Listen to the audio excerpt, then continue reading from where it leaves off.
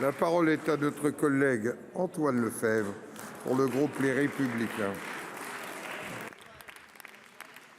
Merci Monsieur le Président. Ma question s'adresse à Monsieur le Premier ministre. Monsieur le Premier ministre, l'enfer est pavé de bonnes intentions, écrivait Bernard de Clairvaux. Le bouclier tarifaire appliqué pour contenir la hausse du prix du gaz est quant à lui une véritable bombe à retardement pour nos concitoyens les plus démunis.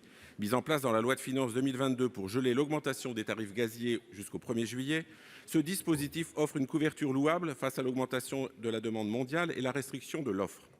Il ne s'applique toutefois qu'aux habitations individuelles ou collectives justifiant d'une consommation inférieure à 150 MWh et dotées d'un contrat réglementé gaz B1.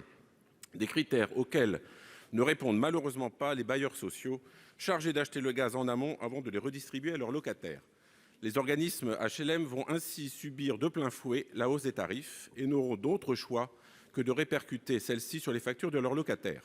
Je ne parle pas ici d'augmentation de quelques euros à la marge, mais bel et bien de hausses pouvant s'échelonner de 40 à 250 euros de provision de charges supplémentaires par mois, et ce jusqu'à la fin de la saison de chauffe.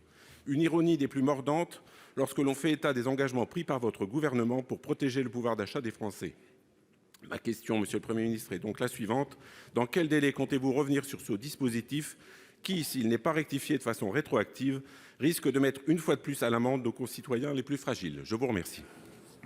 Pour vous répondre, la parole est à la ministre déléguée en charge du logement, Madame Wargon. Merci Monsieur le Président, Mesdames et Messieurs les sénateurs. Monsieur le sénateur Antoine Lefèvre, vous l'avez dit, nous avons sans attendre pris des mesures fortes pour protéger le pouvoir d'achat des Français face à cette augmentation importante des prix de l'énergie. On peut parler du chèque énergie, 100 € pour 6 millions de ménages, qui s'ajoutent aux 150 € versés normalement en mai. On peut parler de l'indemnité inflation, 100 € pour 38 millions de ménages qui vont voir leur pouvoir d'achat soutenu ainsi. Et nous avons effectivement décidé, c'est une mesure nationale très forte, de geler les tarifs réglementés de l'électricité en les plafonnant à plus 4 % et de geler les tarifs du gaz.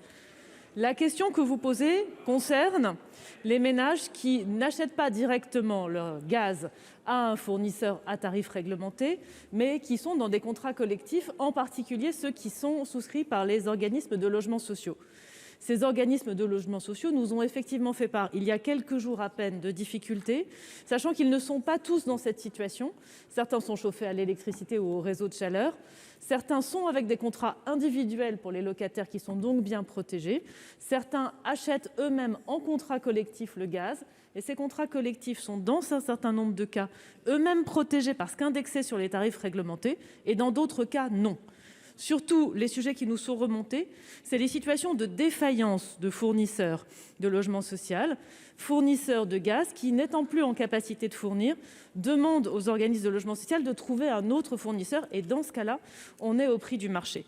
Face à cette situation, bien sûr, le gouvernement va continuer à travailler pour améliorer encore la protection des Français. C'est un dossier qui est partagé entre Bruno Le Maire, Barbara Pompili et moi-même. Nous sommes en train de regarder, sous l'égide du Premier ministre, toutes les solutions possibles pour que nous puissions protéger tous les Français, quel que soit leur statut, au regard de leur logement. Monsieur Lefèvre. Oui, merci Madame la Ministre. Qualifier ce problème de malencontreux oubli serait un bel euphémisme pour peu que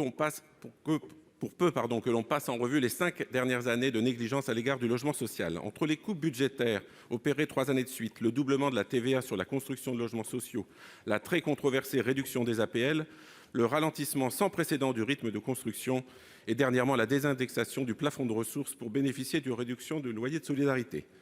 Nous savions que les maisons individuelles étaient devenues un non-sens écologique. Désormais, Madame la Ministre, c'est l'habitat collectif à loyer modéré qui en prend pour son grade. Décidément, il ne sera pas exagéré de dire que tout au long de ce quinquennat, le gouvernement a eu un sacré problème avec le logement social.